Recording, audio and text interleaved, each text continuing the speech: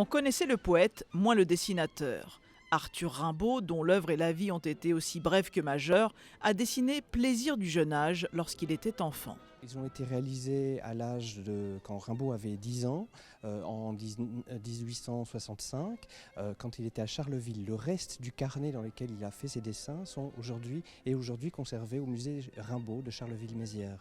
Dans ce dessin d'enfant, la personnalité du grand poète en devenir se dessinait déjà. Il y a ce dessin qui est intitulé Le siège, qui montre vraiment un aspect, déjà pour un enfant de 10 ans, un aspect révolutionnaire. Ensuite, il y a le dessin qui s'intitule La messe, qui montre un aspect anticlérical. On sait que Rimbaud développera dans ses poèmes une thématique totalement anticléricale.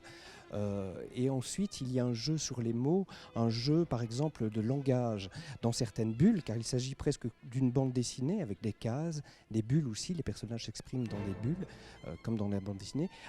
Il imite le dialecte ardennais de la région dont il est originaire.